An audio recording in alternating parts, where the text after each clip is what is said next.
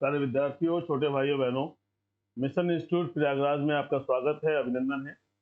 आइए आज के घटनाक्रम पर चर्चा करते हैं। क्या ऐतिहासिक बातें हुई हैं और क्या हुआ है आज। देखिए, इससे पहले मैं आपसे निवेदन करूंगा कि अपने सभी साथियों को, सभी दोस्तों को और जो पढ़ाई से जुड़े लोग हैं उन्हें फटाक से शेयर कर दीजिए ताकि चीजें सबके पास पहुंच जाए। आइए शुरुआत करते हैं। सारे विद्यार्थियों, आज है आपकी 18 दिसंबर और 18 दिसंबर के दिन क्या हुआ है देश में, ये देखने चल रहे हैं हम लोग। आज की तारीख में दुनिया में, देश में क्या हुआ। 1398 में तैमूर ने सुल्तान नुसरत शाह को हराकर दिल्ली पर कब्जा किया। ये तैमूर कौन है? ये आक्रमणकारी है तैमूर लंग। बताते हैं, जिस समय दिल्ली में आया था उस समय हिंदू हो या मुसलमान हो या किसी जात धर्म का लोग हो, लोगों की लाशें पड़ी थी, लोग मरे हुए पड़े थे, स्त्रियों के स्तन कटे हुए पड़े थे, लोगों के हाथ कटे हुए पड़े थे, कुत्ते खा रहे थे। ये उस राक्षस के समय की बातें हैं। इस आक्रमणकारी ने 1398 में आज ही के दिन आक्रमण किया था। 1960 को राजधानी दिल्ली में राष्ट्रीय संग्रहालय का उद्घाटन हुआ। 2005 में कनाडा में गृह युद्ध की शुरुआत हुई। 1997 में आज ही के दिन भारत और अमेरिका के बीच अंतरिक्ष अनुसंधान में सहयोग के लिए वॉशिंगटन संधि संपन्न हुई। पूछा जा सकता है कि वॉशिंगटन संधि किससे संबंधित है, तो भारत और अमेरिका के बीच किस विषय पर? अंतरिक्ष अनुसंधान सहयोग, ध्यान दीजिएगा। और 2008 में ब्रह्मोस सुपरसोनिक क्रूज मिसाइल का सफल परीक्षण हुआ। ब्रह्मोस जो भारत और रूस के सहयोग से बनी है, सुपरसोनिक है यानी ध्वनि की गति से भी तेज चलती है, क्रूज है यानी इसे गाइड भी कर सकते हैं। भारत की सर्वोत्तम मिसाइल के रूप में इसे देखा जा रहा है। आइए आज के घटनाक्रम की तरफ आगे बढ़ते हैं। आज की पहली घटना क्या है विद्यार्थियों, ध्यान दीजिएगा। 15 से 28 दिसंबर 2022 तक संयुक्त सैन्य अभ्यास काजिंद 22 का आयोजन किया जा रहा है। क्या कहा जा रहा है? 15 से 28 दिसंबर 2022 तक संयुक्त सैन्य अभ्यास काजिंद 22, ठीक है, इसका आयोजन किया जा रहा है। यह अभ्यास उमरोई में किया जा रहा है। उमरोई जगह कौन सी है? उमरोई। काजिंद भारत कजाकिस्तान के मध्य होने वाला संयुक्त सैन्य प्रशिक्षण अभ्यास है। काजिंद कजाकिस्तान के काज और भारत के इंड का संयुक्त संक्षिप्त नाम है, इसलिए काज प्लस इंड काजिंद। इसका उद्देश्य संयुक्त राष्ट्र शांति प्रवर्तन शासनादेश के तहत सकारात्मक सैन्य संबंध आगे बढ़ाना। क्या कहा जा रहा है? सकारात्मक सैन्य संबंध आगे बढ़ाना, एक दूसरे की सर्वोत्तम कार्यप्रणालियों को साझा करना और एक साथ सैन्य गतिविधियों को आयोजित करने की क्षमता को बढ़ाना है। तो ये रिलेशन कहां पर है? ये संयुक्त सैन्य अभ्यास क्या कहा जा रहा है? काजिंद 22, ध्यान रखिएगा। काजिंद में काज कहां से आया है? कजाकिस्तान से, और इंद कहां से आया है? इंडिया से। इन दोनों को मिला के बन गया काजिंद। कहां हो रहा है? उमरोई। उमरोई नाम याद रखिएगा, उमरोई याद रखना जरूरी है, ठीक है। तो ये दो तीन प्रश्न यहाँ से बन रहे हैं, ध्यान दीजिएगा। सारे विद्यार्थियों, जिन्होंने अभी तक सब्सक्राइब नहीं किया है मिशन इंस्टीट्यूट प्रयागराज के चैनल को, प्लीज सब्सक्राइब कर लें और बेल आइकन को भी प्रेस कर दें ताकि हमारे द्वारा दी जा रही सूचनाएं और ज्ञानवर्धक सामग्री आप तक आसानी से पहुंच सके। दूसरी महत्वपूर्ण खबर क्या है प्यारे विद्यार्थियों? कोझीकोड के जिला पर्यटन संवर्धन परिषद द्वारा प्रसिद्ध बेपोर उरु के लिए भौगोलिक संकेतक टैग के लिए आवेदन किया गया है। ध्यान दीजिएगा।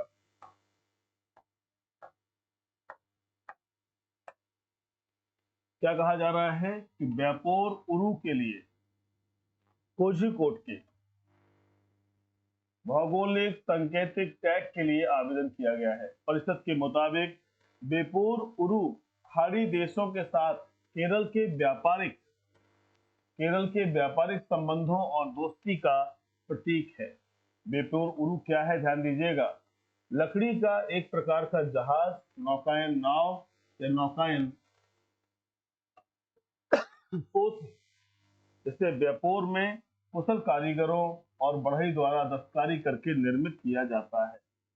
क्वेश्चन बन सकता है कि बेपोर उरु क्या है। ध्यान रखिएगा, बेपोर उरु क्या है, ये क्वेश्चन आपसे पुट अप हो सकता है। तो आपको बताना होगा कि ये एक जहाज है पानी का, या इसे हम पोत कह सकते हैं, या नौकायन के लिए एक नाव है। ठीक है, जो केरल के साथ में देशों के जो संबंध थे उस समय इसको यूज में लिया जाता रहा है। उसके संदर्भ में क्या कहा जा रहा है कि भौगोलिक सांकेतिक टैग के लिए आवेदन किया है। ये हमारी विरासत है और इसे हमें चाहिए ताकि इसका कोई अन्य व्यक्ति लाभ न ले सके। तो ध्यान रखिएगा, ये अच्छा प्रश्न बन सकता है आपके लिए कि क्या है। आपसे क्वेश्चन बन सकता है कि बेपोर उरु क्या है। तो आपको बताना है कि पानी का जहाज है, या पानी का पोत है, या नौकायन में यूज करने वाली नाव है, जो कुशल कारीगरों द्वारा बनाई जाती है। आइए तीसरी महत्वपूर्ण घटनाक्रम की तरफ चलते हैं। अल्पसंख्यक मामलों के मंत्री श्रीमती स्मिथ जुबिन ईरानी ने राज्यसभा में एक प्रश्न के लिखित उत्तर में बताया कि मंत्रालय शहरी वक्फ संपत्ति विकास योजना को लागू करता है। इस योजना को मंत्रालय के अंतर्गत केंद्रीय वक्फ परिषद के माध्यम से लागू किया जाता है। योजना के तहत जारी वार्षिक सहायता अनुदान 2021-22 में 100 लाख है। यह योजना केंद्रीय वक्फ परिषद का एक प्रारंभिक कार्यक्रम है। तो आपसे एक क्वेश्चन ये बन सकता है कि अल्पसंख्यक मामलों की मंत्री कौन है। अल्पसंख्यक मामलों की मंत्री हैं श्रीमती स्मिथ जुबिन ईरानी, जिन्होंने लिखित उत्तर दिया है राज्यसभा में। कहा दिया है? राज्यसभा में लिखित उत्तर दिया है। और क्या कहा है संपत्ति के संदर्भ में कि शहरी वक्फ संपत्ति विकास योजना को लागू करता है। तो ये ध्यान रखिएगा। दूसरा, 100 लाख रुपए की संपत्ति है। तीसरा, यह परिषद का प्रारंभिक कार्यक्रम है। यह योजना केंद्रीय वक्फ परिषद का कार्यक्रम। तो एक वक्फ बोर्ड होता है जिसके माध्यम से वक्फ संपत्तियों का निर्धारण किया जाता है। वक्फ संपत्ति के अंतर्गत कौन कौन सी संपत्तियां आती है उसके एक्ट के माध्यम से बताया जाता है। तो उसी संदर्भ में है। अल्पसंख्यक वर्ग जो है, अल्पसंख्यक वर्ग भारत में कौन है? अगर अल्पसंख्यक की बात करें तो हिंदू को छोड़ दें अगर, तो भारत के अंदर सभी अल्पसंख्यक हैं। जैसे मुस्लिम अल्पसंख्यक है, ईसाई है, सिख है, जैन, बौद्ध, पारसी, यहूदी, ये सभी दुनिया में 8 धर्म बताए जाते हैं कि 8 धर्म बड़े हैं, उनकी संख्या ज्यादा है। ऐसे धर्म कितने? 8। उनमें से कौन है? आपका ये हो गए यहूदी, पारसी, बौद्ध 3, जैन 4, 5 सिख, 6 ईसाई, 7 मुस्लिम, 8 हिंदू। तो ये 8 धर्मों में से भारत के परिदृश्य में अगर बात करें तो हिंदू बहुसंख्यक है। लेकिन अगर इसी बात को आप अलग अलग राज्यों में जाएं, अगर हम पूर्वोत्तर भारत में चले जाएं और पूर्वोत्तर भारत में जाके देखें, ये है आपका पूर्वोत्तर भारत। यहाँ से लेकर अगर हम चलें यहाँ से खास तौर से इस सब बेल्ट में, तो यहाँ पर ईसाई बहुसंख्यक है। अगर हम जम्मू कश्मीर में चले जाएं, तो वहां पर हिंदू अल्पसंख्यक है। हम ये ओवरऑल बात आपसे कर रहे हैं, इसलिए हमने आपको बहुसंख्यक की कैटेगरी में हिंदू को रख दिया और अन्य सभी को रख दिया अल्पसंख्यक में। तो ये वक्फ बोर्ड के संबंध में बात थी। इससे जुड़े हुए महत्वपूर्ण प्रश्न भी आते हैं, ध्यान रखिएगा। एक बहुत ही रेलिवेंट मुद्दा रहा है और बराबर क्वेश्चन से पुट अप हो रहे हैं। अभी इससे जुड़ा हुआ एक प्रश्न भी आपके सामने आने जा रहा है। उत्तराखंड सरकार, बहुत अच्छा प्रश्न आपके सामने फिर आ गया। उत्तराखंड सरकार बद्री गाय के आनुवांशिक संवर्धन की योजना बना रही है। राज्य के पशुपालन विभाग के अधिकारियों ने चिंतन शिविर के दौरान देसी बद्री गाय की उत्पादकता बढ़ाने के लिए सेक्स सॉर्टेड सीमेन तकनीक अपनाने का प्रस्ताव दिया है। राज्य अगले 10 वर्षों में अपने लक्ष्य को प्राप्त करेगा। इस उद्देश्य के लिए राज्य ने चंपावत जिले, ध्यान दीजिएगा, चंपावत जिले के नरियाल गांव में बद्री मवेशियों के एक नाभिक प्रजनन बैल मदर फार्म की स्थापना की है। ध्यान रखिएगा कि एक बद्री जो गाय के संदर्भ में क्या किया गया है, एक बैल मदर फार्म का स्थापना कहाँ की गई है? नरियाल गांव में की गई है, चंपावत जिले के। एक क्वेश्चन तो आपको यहीं से बनता है। सेक्स सॉर्टेड सीमेन के माध्यम से होता है कि हम उसकी गुणवत्ता को बनाए रखते हैं और एक कृत्रिम विधि से उस सीमेन को उस गाय के अंदर प्रवेश कराया जाता है, जिससे कि हम उसी मूल वंश की जाति की जो मूल जाति है, उसकी जो मूल वंश है, उसके बछड़े को, उसके बछिया को प्राप्त कर सके। तो ये हमारी देसी नस्ल के संदर्भ में है। भारत में जो देसी नस्ल की गाय है, सारे विद्यार्थी ध्यान रखिएगा, उनमें आपकी कौन सी आती है? थारपारकर आती है, थारपारकर। सिंधी आती है, ये आपने बहुत सुना होगा, है ना? ये सिंधी गाय, थारपारकर गाय, गिर, काकरेज, साहीवाल, ये सभी गाय हमारी आती हैं देसी नस्ल की गायों में। तो ये बद्री जो गाय है, इस बद्री गाय को याद रखिएगा। बद्रीनाथ कहाँ है? उत्तराखंड में है। और बद्री गाय कहाँ है? उत्तराखंड में है। दोनों का रिलेशन याद रखिएगा। इन नस्लों के सुधार की बात हो रही है, A1 और A2 मिल्क की बात हो रही है। आज देश कहाँ जाना चाहता है? हम दुनिया के नंबर 1 मिल्क उत्पादक देश हैं। देश पूरा जो भारत है हमारा, वो नंबर 1 मिल्क उत्पादक में है। इसलिए हमारे यहाँ जो ये देसी गाय की नस्लों में सुधार की बात है, उसमें से बद्री को याद रखिएगा आप। आगामी परीक्षाओं में आपको मिल सकता है। प्यारे विद्यार्थियों, ILO की 17वीं एशिया और प्रशांत क्षेत्रीय बैठक में सिंगापुर घोषणा को अपनाया गया। ILO माने क्या है? इंटरनेशनल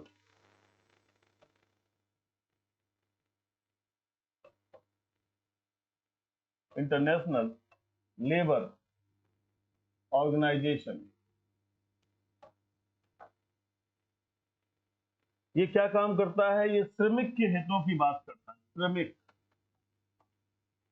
इस संदर्भ में क्या कहा जा रहा है कि क्षेत्रीय बैठक में सिंगापुर घोषणा को अपनाया गया है।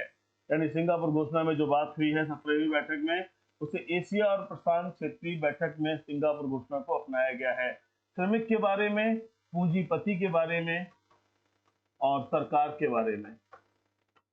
ये ऑर्गेनाइजेशन इनके बारे में काम करता है, सरकार के बारे में, श्रमिक के बारे में और पूंजीपति के बारे में। सरकार कौन है? जो सारी व्यवस्था को देखती है कि क्या हो रहा है। पूंजीपति कौन है? जो अपनी पूंजी लगाता है। श्रमिक वर्ग कौन है? जो अपनी मेहनत लगाता है। मेहनत, धन और नियंत्रण। ये ILO की बहुत महत्वपूर्ण भूमिका है। पूरे विश्व में इसी आधार पर चीजें हो रही हैं। आइए अगली महत्वपूर्ण सूचना की तरफ चलते हैं। उससे पहले मैं एक बार फिर सबसे आग्रह करूंगा, फटाफट अपने सभी साथियों को शेयर कर दीजिए, ताकि जो विद्यार्थी परीक्षाओं से जुड़े हैं, एक उज्जवल भविष्य का सपना देखते हैं, मिशन इंस्टीट्यूट प्रयागराज उनके साथ खड़ा है। हमेशा प्रयास रहेगा, सार्थकता की तरफ हम लोग कदम उठा रहे हैं। ये जो तैयारी हम करा रहे हैं या जो हम आपको चीजें बता रहे हैं, मैं इस पर कोई दावा या कोई ऐसी बात नहीं कर रहा, लेकिन फिर भी मैं ये कहना चाहूंगा आपसे कि ये आपको नीचे से लेकर ऊपर तक की सभी परीक्षाओं में ये प्रश्न दिखाई पड़ेंगे। चाहे वो NDA का एग्जाम हो, CDS हो, CPF हो, इवन सिविल सर्विसेज में भी आपको क्वेश्चन नजर आएंगे, और टीचर्स में तो सभी के सभी क्वेश्चन आपको नजर आएंगे आने वाले दिनों में। UPSI हो, SSC हो, सभी में देखेंगे। तो यहाँ से सारी बातों को कलेक्ट करिएगा, चीजों को देखिएगा, और अगर फिर आपको इसका मैटर चाहिए तो इसका PDF हमारे टेलीग्राम चैनल पर अवेलेबल है, आप वहां से कलेक्ट कर लीजिए। आइए देखते हैं छठवीं खबर क्या है। PM मोदी ने अहमदाबाद गुजरात में प्रमुख स्वामी महाराज शताब्दी महोत्सव के उद्घाटन समारोह में भाग लिया। वर्ष भर चलने वाले जन्म शताब्दी वर्ष का समापन प्रमुख स्वामी महाराज शताब्दी महोत्सव के रूप में होगा। इसकी मेजबानी अहमदाबाद में BAPS स्वामीनारायण मंदिर, शाही बाग द्वारा की गई है। यह 15 दिसंबर से 15 जनवरी 2023 तक एक महीने चलने वाला उत्सव है। बोचासन वासी अक्षर पुरुषोत्तम संस्था ने प्रमुख स्वामी महाराज के शताब्दी वर्ष मनाने के लिए 600 एकड़ के विशाल उत्सव स्थल प्रमुख स्वामी नगर की स्थापना की है। महीने भर चलने वाले उत्सव में दुनिया भर और भारत के लाखों श्रद्धालु भाग लेंगे। तो देखिए, ये तो सारा घटनाक्रम है, कब क्या होगा, मोदी जी कहाँ पहुंच गए, ये सब बातें हम और आप पढ़ते रहेंगे। ये तो बहुत आवश्यक है भाई, कितना बड़ा कार्यक्रम है तो प्रधानमंत्री जा सकते हैं और गए। उस इशू ये नहीं, इशू ये है कि बोचासन वासी अक्षर पुरुषोत्तम संस्था ने क्या किया है। ध्यान दीजिएगा, प्रमुख स्वामी महाराज के शताब्दी वर्ष मनाने के लिए 600 एकड़ के एक विशाल उत्सव स्थल की प्रमुख स्वामी नगर की स्थापना की है। ये बड़ी बात होगी, ध्यान रखिए। 600 एकड़ बहुत बड़ी लैंड होती है, और वहां पर स्वामी नगर की स्थापना की है। तो ये ध्यान रखने की आवश्यकता है यहाँ पर। ठीक है, आगे चलते हैं हम लोग।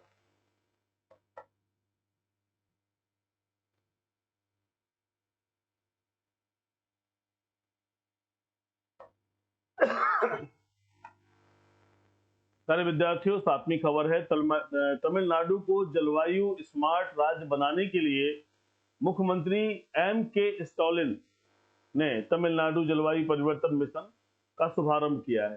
देखिए, अभी तमिलनाडु की बहुत सारी सूचनाएं आप तक बार बार आ रही हैं, चाहे चमड़े के क्षेत्र में हमने बात करी हो आपसे, या पर्यावरण के क्षेत्र में हो, या वर्ल्ड बैंक द्वारा जो सुविधाएं दी जा रही हो उस संदर्भ में हो। देखिए, वहां के मुख्यमंत्री हैं M.K. स्टालिन, और उन्होंने क्या कहा है, जलवायु परिवर्तन मिशन शुरू किया है। जलवायु परिवर्तन मिशन, तमिलनाडु सरकार ने राज्य में प्राकृतिक संसाधनों की रक्षा के लिए इस मिशन की शुरुआत की है। राज्य ने केंद्र सरकार द्वारा निर्धारित 2070 के लक्ष्य से बहुत पहले कार्बन तटस्थता हासिल करने का लक्ष्य रखा है। तमिलनाडु सरकार ने जलवायु परिवर्तन प्रबंधन और समन गतिविधियों को शुरू करने के लिए बजट में 500 करोड़ रुपए के परिव्यय के साथ तमिलनाडु जलवायु परिवर्तन मिशन शुरू करने की घोषणा की। आपसे पूछा जा सकता है कि इस राज्य ने जलवायु परिवर्तन मिशन शुरू करने की बात की है, तो उसका उत्तर हो जाएगा तमिलनाडु। याद रखिएगा, ये तमिलनाडु। एक तो ये आपका प्रश्न हो गया। दूसरा क्या है कि 2070 का लक्ष्य रखा गया है हमारी केंद्र सरकार ने, तो 2070 से पहले ही इनका टारगेट है कि हम इस लक्ष्य को अपने यहाँ प्राप्त कर लें। और उद्देश्य क्या है कि हम कार्बन के उत्सर्जन को, जो कार्बन का उत्सर्जन है, उस पर किस प्रकार से हम कंट्रोल कर सकते हैं, कैसे हम करके अपनी जलवायु में चीजों में सुधार कर सकते हैं, इस उद्देश्य की सारी चीजों को लेकर के बात हो रही है। और 2070 से पहले का ही टारगेट है। तो मुख्यमंत्री M.K. स्टालिन का नाम याद रखिएगा, और जलवायु स्मार्ट राज्य बनाने की तमिलनाडु की जो नीति है इसको याद रखिएगा। इसलिए उसने क्या किया है, जलवायु परिवर्तन मिशन का शुभारंभ किया है। तो जितने तरह के प्रश्न बनते हैं मैंने सब तरह विस्तार आपको कर दिया है। अब आपका दायित्व है कि चीजों को पढ़ करके कलेक्ट करना है। आइए अगली घटनाक्रम पर चलते हैं। WHO माने वर्ल्ड हेल्थ ऑर्गेनाइजेशन ने जेरेमी फर्रार को मुख्य वैज्ञानिक नियुक्त किया है। देखिए, नाम याद करिएगा, क्योंकि ये नाम हमारे देश के किसी व्यक्ति के साथ में आने वाला है, उसके हटने पर इनकी नियुक्ति हो रही है। तो जेरेमी फर्रार को मुख्य वैज्ञानिक नियुक्त किया है। वह 2023 की दूसरी तिमाही में WHO में शामिल होंगे। वह सौम्या स्वामीनाथन की जगह लेंगे। ध्यान दीजिएगा, मैंने आपसे अभी कहा कि वह सौम्या स्वामीनाथन जो WHO में थी, उनका स्थान लेंगे। मुख्य वैज्ञानिक के रूप में डॉक्टर फर्रार विज्ञान प्रभाग की देखरेख करेंगे। उन्होंने वियतनाम में ट्रॉपिकल डिजीज की अस्पताल में क्लिनिकल रिसर्च यूनिट के निदेशक के रूप में 17 वर्षों तक काम किया है। उन्होंने क्या किया है, वियतनाम में ट्रॉपिकल डिजीज के अस्पताल में क्लिनिकल रिसर्च यूनिट के डायरेक्टर के रूप में, निदेशक के रूप में 17 वर्षों तक काम किया है। यानी ये वियतनाम से जुड़े हुए हैं। और ये किसका स्थान ले रहे हैं, सौम्या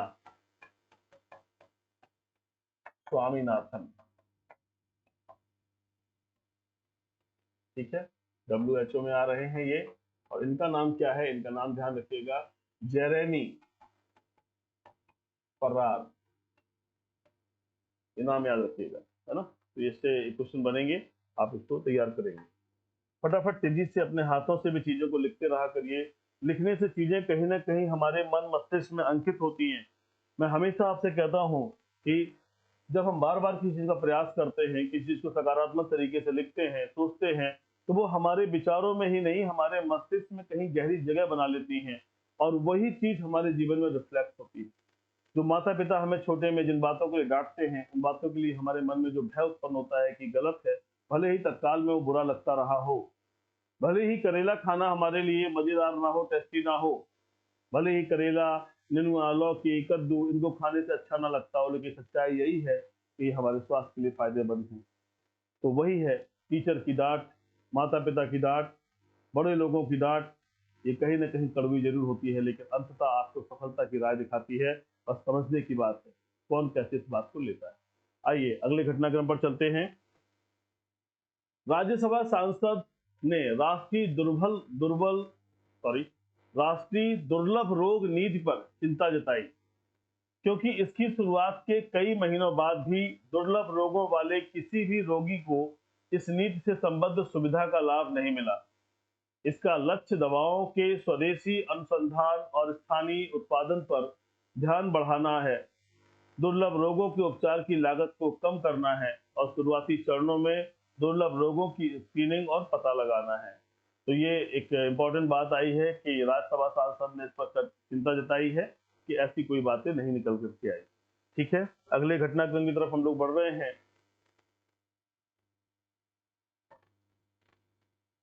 और अगला घटनाक्रम क्या है, ध्यान दीजिएगा।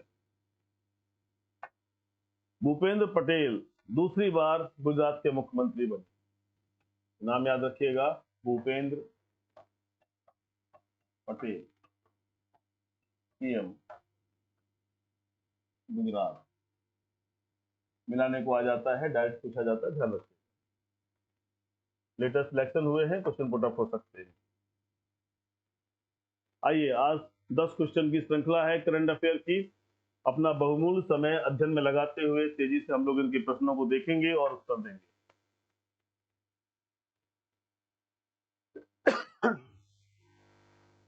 भारत में अल्पसंख्यकों का अधिकार दिवस हर साल कब मनाया जाता है? The Minority Rights Day celebrated every year in India. 18 दिसंबर, 19 दिसंबर, 20 दिसंबर और 21 दिसंबर। फटाफट जवाब दीजिए। प्यारे विद्यार्थियों, इसका सही आंसर है 18 दिसंबर। आज ही के दिन मनाया जाता है। प्यारे विद्यार्थियों, हमारे जो माइनॉरिटी राइट्स हैं वो आर्टिकल, संविधान के हिसाब से आर्टिकल 29 और आर्टिकल 30 में है, याद रखिएगा। माइनॉरिटी राइट्स हमारे कहाँ है? अनुच्छेद 29 और 30 में है।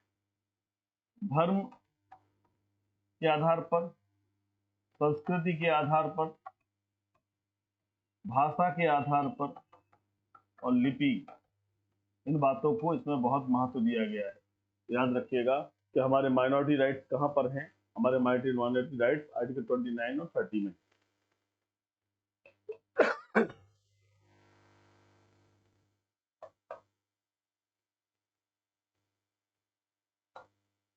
संयुक्त राष्ट्र द्वारा शुरू किया गया अल्पसंख्यकों का अधिकार दिवस हर साल भारत में 18 दिसंबर को मनाया जाता है।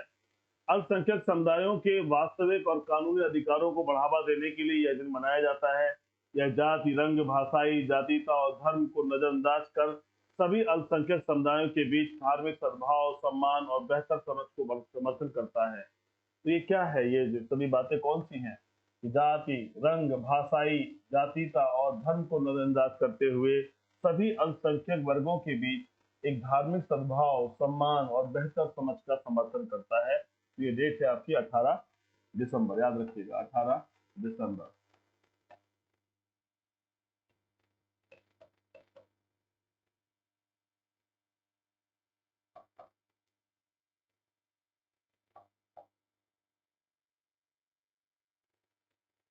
आइए अगले क्वेश्चन पर चलते हैं। अंतरराष्ट्रीय प्रवासी दिवस हर साल कब मनाया जाता है? ऑप्शन ए 15 दिसंबर, ऑप्शन बी 17 दिसंबर, ऑप्शन सी 18 दिसंबर, ऑप्शन डी 21 दिसंबर। फटाफट जवाब दीजिए।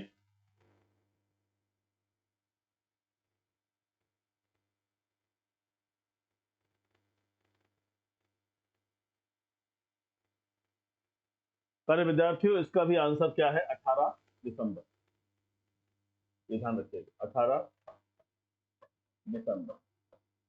क्या है? अंतरराष्ट्रीय प्रवासी दिवस, इंटरनेशनल माइग्रेंट्स डे। भारत का प्रवासी दिवस कब मनाया जाता है? प्रवासी दिवस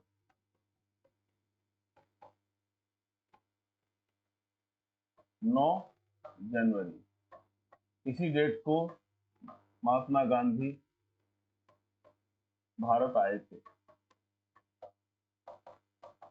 कहाँ आए थे? अपनी पत्नी कस्तूरबा गांधी के साथ। कहाँ आए थे? मुंबई के अपोलो बंदर गायब पड़ा, जहां क्या हुआ, हजारों कांग्रेसियों ने उनका स्वागत किया था। और ये कितने वर्ष बाद आए थे भारत, ये 15 साल बाद आए थे, 15 ईयर, 15 साल इन्होंने विदेश में लोगों की लड़ाई में शामिल रहे, मुकदमे लड़े, इसके बाद ये भारत आए थे। तो बहुत अच्छे प्रश्न बनते हैं, इनको याद रखिए।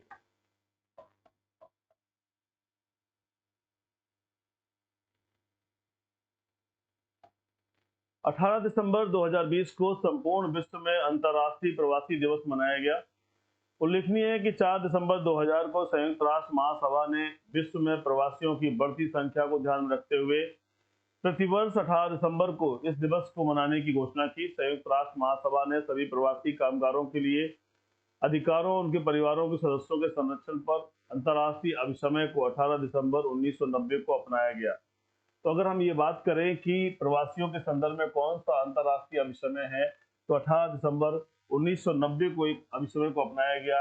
इसीलिए इसी दिन को अंतर्राष्ट्रीय प्रवासी दिवस के रूप में मनाया जाता है।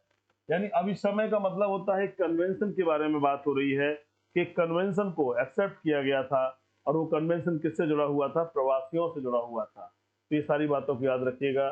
संयुक्त राष्ट्र के माध्यम से ये सारी चीजें आ रही हैं, तो ये संयुक्त राष्ट्र द्वारा बताया गया, एक प्रस्ताव के द्वारा लाया गया दिन है 18 दिसंबर। इसके संदर्भ में प्रवासी, ठीक है।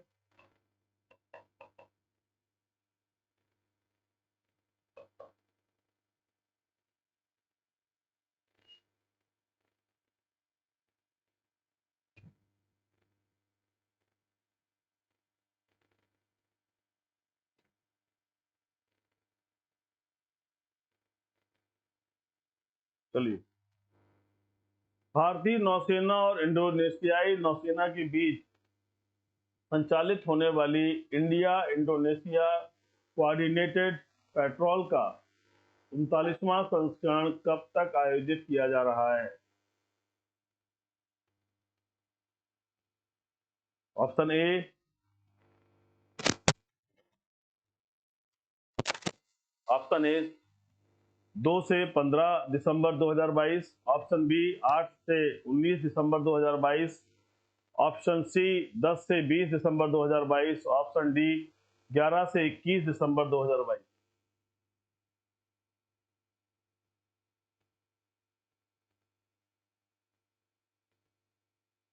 फटाफट जवाब दीजिए, आसान प्रश्न नहीं है, फटाफट बताइए।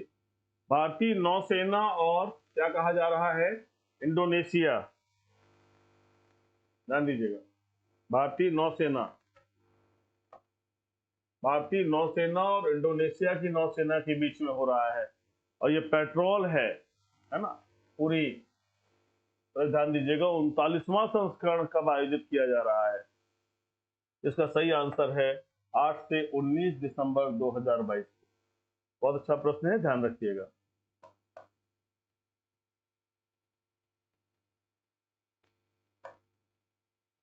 इंडिया इंडोनेशिया कोऑर्डिनेटेड पेट्रोल भारतीय नौसेना और इंडोनेशिया नौसेना के बीच एक अभ्यास है। भारतीय नौसेना के युद्धपोत करमुक और इंडोनेशिया के बेलावन में तैनाती से पूर्व ब्रीफिंग में भाग लिया। L-58 और डॉर्नियर मैरीटाइम पेट्रोल एयरक्राफ्ट भी कारपेट में हिस्सा लेंगे। L-58 एक स्वदेश निर्मित लैंडिंग क्राफ्ट यूटिलिटी जहाज है। L-58, याद रखिए क्या कह रहे हैं इसको, एक स्वदेश निर्मित लैंडिंग क्राफ्ट यूटिलिटी जहाज है, ठीक है। और इससे जुड़ी हुई बातों को मैंने आपको इशारा किया है कि भारतीय नौसेना की युद्धपोत करमुक ने इंडोनेशिया के बेलावन में तैनाती से पूर्व ब्रीफिंग में भाग लिया था। इन बातों को याद रखिएगा। कौन सा युद्धपोत भारतीय नौसेना का इन्वॉल्व हुआ है, उसका नाम है करमुक। क्या नाम है? करमुक। और दूसरी बात मैंने आपको बताई है L-58, इसका नाम याद रखिएगा कि ये क्या है, स्वदेशी है और लैंडिंग क्राफ्ट यूटिलिटी जहाज है, इसका नाम भी याद रखिएगा, ठीक है। आगे चलते हैं इसी घटनाक्रम में, और कौन से क्वेश्चन आपके लिए इंपॉर्टेंट हैं।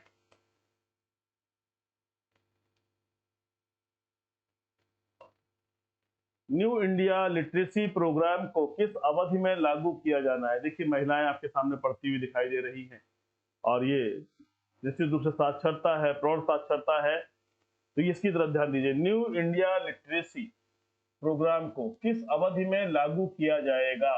न्यू इंडिया लिटरेसी प्रोग्राम दिमाग के अंदर डालिए इस बात को। ऑप्शन है 2022-23 से 2026-27, ऑप्शन बी 2022-23 से 2031-32, ऑप्शन सी 2022-23 से 2036-37, ऑप्शन डी 2022-23 से 2041-42। एक बहुत बड़ा प्रोग्राम, देखिए क्या है, ये महिलाएं पढ़ रही हैं, इसी पढ़ाई कहते हैं प्रौढ़ शिक्षा। प्रौढ़ शिक्षा यानी उन लोगों को शिक्षा जिनके पास अब कोई अवसर नहीं रह गया, जो जीवन की गतिविधियों में बहुत आगे निकल गए, उनके लिए कैसे क्या कर सकते हैं, तो ये आंसर आपको बताना है। फटाफट बताइए, 5 साल का प्रोजेक्ट है, फटाफट बताइए। चार विद्यार्थियों, इसका सही आंसर है 2022-23 से 2026-27। ये 5 ईयर प्रोग्राम है, पूरा एक कंप्लीट प्रोग्राम है 5 ईयर्स का, और जिसका उद्देश्य है कि लिटरेसी रेट को आगे बढ़ाना है। जो भी लोग हैं भारत के अंदर उन सबको शिक्षित करना है, पढ़ना लिखना आना चाहिए, इस दिशा में कार्य करना है।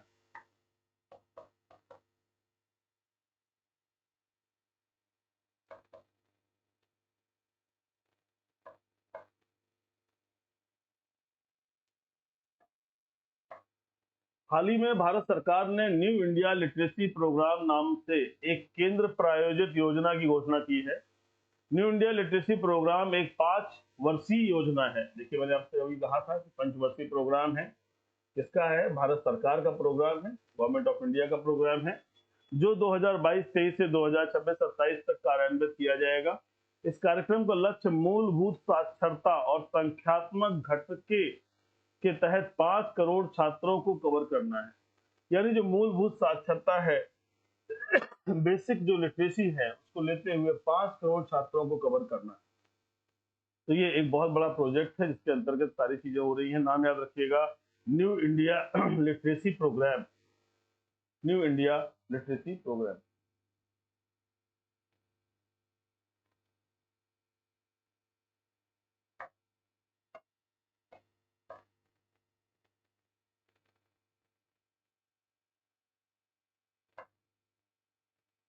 अरबी भाषा दिवस हर साल कब मनाया जाता है? बहुत अच्छा प्रश्न आ गया आपके सामने।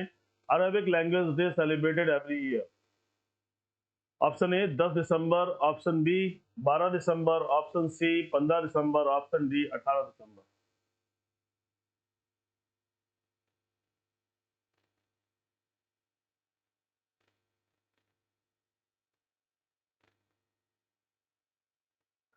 अरबी भाषा के बारे में आप जानते होंगे प्यारे विद्यार्थियों, संयुक्त राष्ट्र संघ की कार्यकारी भाषा के रूप में भी इसका प्रयोग किया जा रहा है ना। कई भाषाएं हैं, जैसे स्पेनिश है, फ्रेंच है, इंग्लिश है, उसमें अरेबिक को भी शामिल किया गया है। तो अरबी भाषा के लिए 18 दिसंबर का दिन मनाया जाता है, ये ध्यान दीजिएगा। अरबी भाषा, अरबी भाषा के लिए क्या कहा गया? 18 दिसंबर। ये अरबी भाषा दिवस है, याद रखिएगा। अरबी भाषा दिवस 18 दिसंबर को मनाया जाता है, ताकि लोगों को अरबी भाषा के संदर्भ में जानकारी हो, जागरूकता बढ़े और भाषाई ज्ञान भी बढ़े। आइए इसके एक्सप्लेनेशन को देखते हैं। हर साल 18 दिसंबर को संयुक्त राष्ट्र अरबी भाषा दिवस के रूप में मनाया जाता है। इस दिन की शुरुआत संयुक्त राष्ट्र शैक्षणिक, वैज्ञानिक और सांस्कृतिक संगठन द्वारा 2010 में बहुभाषावाद और सांस्कृतिक विविधता के साथ साथ पूरे संगठन में अपनी 6 आधिकारिक भाषाओं के समान उपयोग को प्रोत्साहित करने के लिए की गई थी। मैंने अभी कुछ देर पहले बोला था कि जो आधिकारिक भाषाएं हैं, there are 6 official languages of United Nation organisation, वहाँ की 6 ऑफिशियल लैंग्वेजेस हैं, उसमें अरेबिक को भी मार्क प्राप्त है। इसलिए उस भाषा के सम्मान के लिए ऐसी सारी चीजें संयुक्त राष्ट्र संघ द्वारा शुरू की गई और हर साल 18 दिसंबर को अरबी भाषा दिवस मनाया जाता है। इसका उद्देश्य क्या है कि शैक्षणिक जो एजुकेशनल पर्पजेस होते हैं, जो साइंटिफिक पर्पजेस होते हैं, वैज्ञानिक, और जो सांस्कृतिक कल्चरल एक्टिविटीज होती हैं, हमारे जीवन के ये सभी बहुत महत्वपूर्ण पहलू हैं। हम अगर गौर से देखें, they are the very important ingredients of our life, क्योंकि हम बिना शिक्षा के, बिना वैज्ञानिक जीवन के, बिना सांस्कृतिक जीवन के एक अच्छे जीवन को नहीं जी सकते। तो भाषा इन सभी की हमारी क्या कहती है? भाषा हमारी पहचान होती है। भाषा हमारी संवेदनाओं, हमारी बातों को बताने का माध्यम होती है। तो चाहे वो अरबी हो, इंग्लिश हो, हिंदी हो, फ्रेंच हो, जापानी हो, स्पेनिश हो, ये सभी भाषाएं अपने वर्ग विशेष की भावनाओं को, संवेदनाओं को प्रकट करती हैं। तो यहाँ ध्यान दीजिएगा, ये आपका 18 तारीख की डेट आपको याद रखनी है।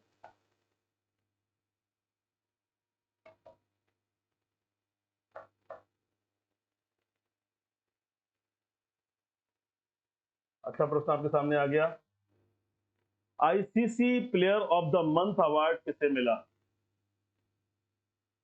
Who has received the ICC Player of the Month award? Option A, Josh Butler. Option B, Sidra Amin. Option C, Adil Rashid. Option D, A and B both.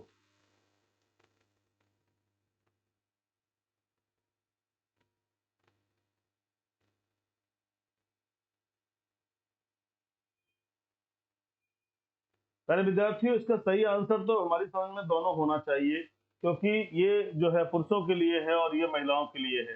क्योंकि दोनों ने, ये जो है ये पुरुषों के रूप में इनको मिला है, ये महिला के रूप में मिला है। ये अवार्ड है, ध्यान रखिएगा इसके आंसर को, कि दोनों ही इसके आंसर्स में आ रहे हैं। आईसीसी ने player of the month award जीतने वाले खिलाड़ियों के नाम की घोषणा कर दी।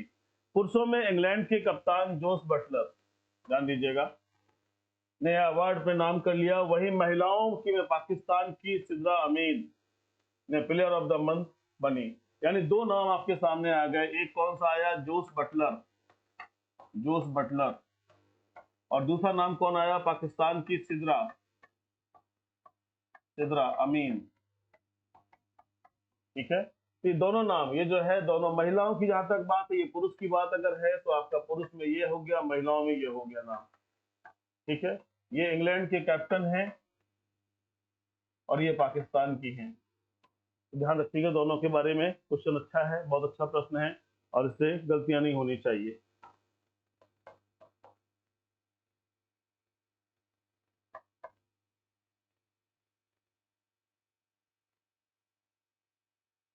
बहुत प्यारा प्रश्न आपके सामने आ गया है, जिस पर भरपूर चर्चा मैंने आज ही आपसे की है। चलिए बताइए, हाल ही में किस राज्य ने अपने स्वदेशी बद्री गाय के आनुवंशिक विकास की योजना बनाई है? देखिए, बद्री गाय आपके सामने आ गई है और एरिया भी आपको दिखने लग गया होगा। फटाफट जवाब दीजिए। Option A Bihar, option B Orissa, option C Uttarakhand, option D West Bengal.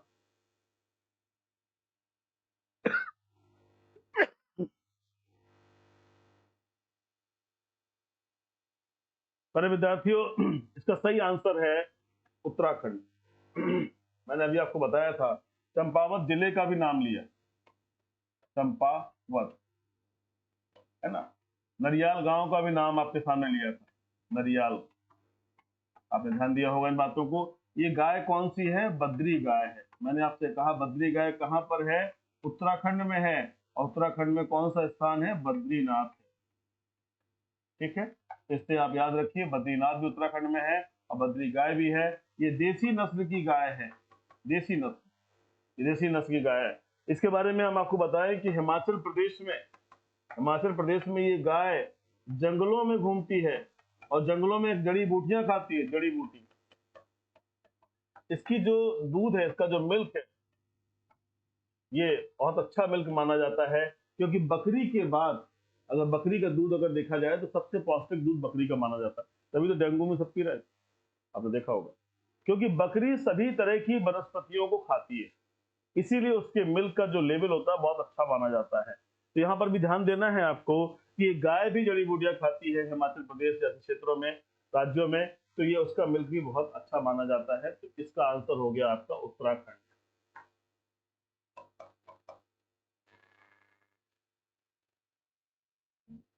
Badri देसी गाय उत्तराखंड की एक देसी गाय प्रजाति है। यह गाय हिमाचल प्रदेश में देसी जड़ी बूटियों और झाड़ियों पर चलती है, इसीलिए इसके दूध का उच्च औषधि महत्व है। यह मजबूत रोग प्रतिरोधी नस्ल उत्तराखंड के अल्मोड़ा और पौड़ी गढ़वाल जिलों में पहाड़ी क्षेत्रों में पाई जाती है। रोग प्रतिरोधी क्षमता इस नस्ल की एक बहुत ही महत्वपूर्ण विशेषता है, क्योंकि इसे शायद ही कभी कोई बीमारी होती हो। तो आपके लिए एक दो प्रश्न और बन गए। जैसे एक तो प्रश्न यही बना कि कहां पर है, हिमाचल प्रदेश में भी है। उत्तराखंड की तो ये लाइन भी ऊपर आप ध्यान ध्यान दीजिएगा, देसी गाय की प्रजाति ही है बद्री। ठीक है, ये उत्तराखंड की तो देसी नस्ल की गाय होगी। कहाँ पाई जा रही है? तो अल्मोड़ा में पाई जा रही है, अल्मोड़ा में पाई जा रही। और कहाँ पाई जा रही है? पौड़ी गढ़वाल में। ये दोनों जगह भी याद रखिएगा, ये परीक्षाओं में क्वेश्चन आ सकते हैं इस साल। और इससे जुड़ा हुआ मैंने एक प्रश्न और आपको तत्काल अभी बताया थोड़ी देर पहले, चंपावत जिला, जहां नरियाल गांव में क्या किया जा रहा है? इसके लिए जो बैल है उसके लिए एक सिस्टम बनाया जा रहा है, ताकि जो उसके लिए सीमेन है उसको प्रोजन कर सके, उससे जो है हम कृत्रिम ढंग से गर्भाधान में यूज कर सके। इन सारी दिशाओं में कार्य हो रहा है। तो आइए फटाफट हम लोग आगे बढ़ते हैं। Question number 8। प्यारे विद्यार्थियों, आज 10 ही क्वेश्चन है, इसे ध्यान से देखिएगा। और क्वेश्चन नंबर 8 पर हम आ गए हैं। घर GHAR पोर्टल किसने विकसित और लॉन्च किया है? Who has developed and launched the Ghar portal? Option A, Ministry of Housing and Urban Affairs. Option B, National Commission for Protection of Child Rights. Option C, Ministry of Social Justice and Empowerment. Option D, National Commission for Women. बहुत अच्छा प्रश्न है ये। ऐसा प्रश्न है कि जो आपके सिविल जैसी परीक्षाओं में दिखाई देगा या CPF में दिखाई देगा। अच्छा प्रश्न है, बहुत ही स्तरीय प्रश्न है। खासतौर से UPPSC और PSC ऐसे एग्जाम्स में ऐसे प्रश्नों को देखने को मिलता है। फटाफट जवाब दीजिए।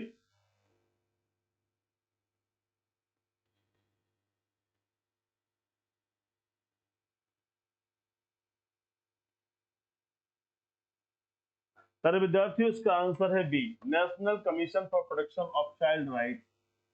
ध्यान दीजिएगा, इसे बोलते हैं NCPC।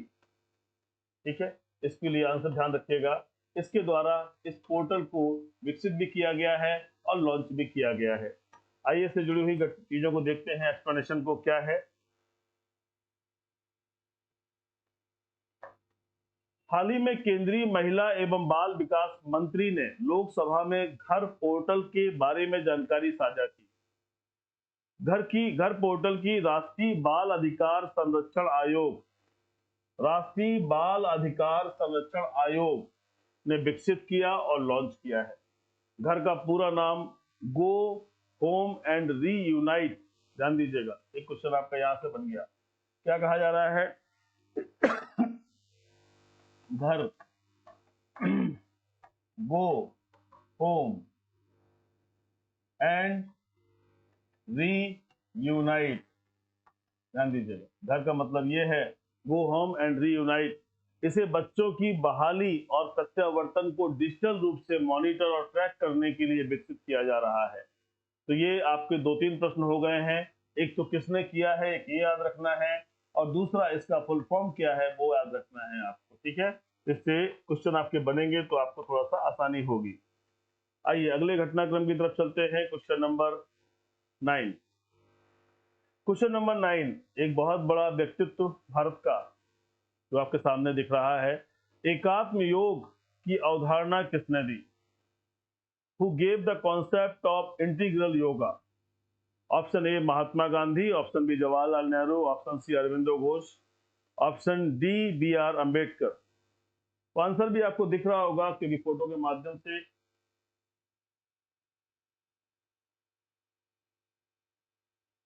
माध्यम से चीजें आपके सामने आ रही हैं।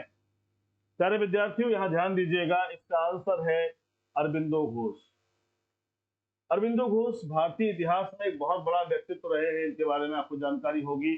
और जब देश की आजादी की शुरुआत हुई, लड़ाई हुई, उस समय इन्होंने बहुत अहम भूमिका निभाई। इनका आश्रम जो है वो पांडिचेरी में है। पांडिचेरी में इनका आश्रम है। और ये हमारे स्वतंत्रता संग्राम के बहुत ही मजबूत पहिए के रूप में सामने आए। और इन्होंने एक अवधारणा दी, इसे कहते हैं एकात्म योग। ठीक है, इंटीग्रल योगा, इसे याद रखिएगा।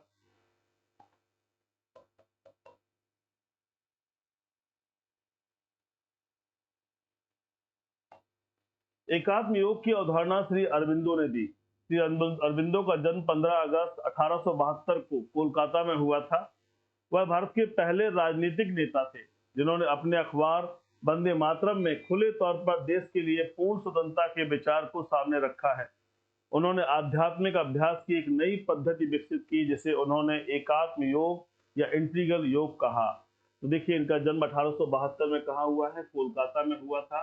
और वो राजनीतिक व्यक्ति थे और उन्होंने अपना कौन सा अखबार कौन लोग निकालते हैं जो बड़े व्यक्तित्व के होते हैं, तो वंदे मातरम में खुले तौर पर पूर्ण स्वतंत्रता के विचार को रखा था। पूर्ण स्वतंत्रता, ठीक है, यही बड़ा मुद्दा था। कांग्रेस तो जिस देश के लिए बनी थी उसमें ये सब विषय ही नहीं थी, तो बाद में सब विषय आए हैं। कांग्रेस को तो आपने पढ़ा है इतिहास में, सेफ्टी वॉल्व के रूप में बनाया गया था कि जब कभी बवाल उठेगा तो कांग्रेस एक बीच में सेफ्टी वॉल्व का काम करेगी। फिलहाल बाद में हमारे देश के ही तमाम ऐसे विद्वान और ऐसे राष्ट्रवादी विचारधारा के लोग आए जिन्होंने पूर्ण स्वराज की मांग की और धीरे धीरे करके हमारी उन्हीं प्रयासों से देश आजाद हुआ। तो ध्यान रखिएगा अरबिंदो घोष जी को, जिन्होंने एकात्म योग या इंटीग्रल योग के बारे में बताया। प्यारे विद्यार्थियों, last question of the day, और बहुत ही प्यारे बच्चे के साथ लास्ट क्वेश्चन आपके सामने आ गया है। फटाफट बताइएगा, माइक्रोसेफली स्थिति निम्न में से किस बीमारी से जुड़ी है? माइक्रोसेफली स्थिति निम्नलिखित में से किस बीमारी से जुड़ी है? Option A Zika virus, option B Nipah virus, option C tuberculosis, option D rabies.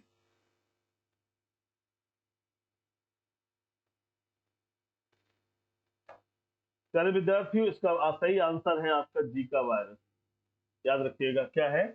Zika virus, ठीक है, याद रखिएगा इसको। आइए इसकी एक्सप्रेशन को दिखाते हैं आपको।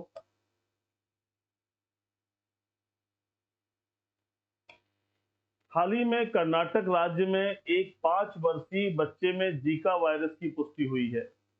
जीका वायरस फ्लेविविरिडे परिवार से संबंधित है। इस वायरस को पहली बार 1947 में युगांडा के जीका वन में रीसस बंदर में पहचाना गया था, जबकि मनुष्यों में इसकी पुष्टि 1952 में हुई।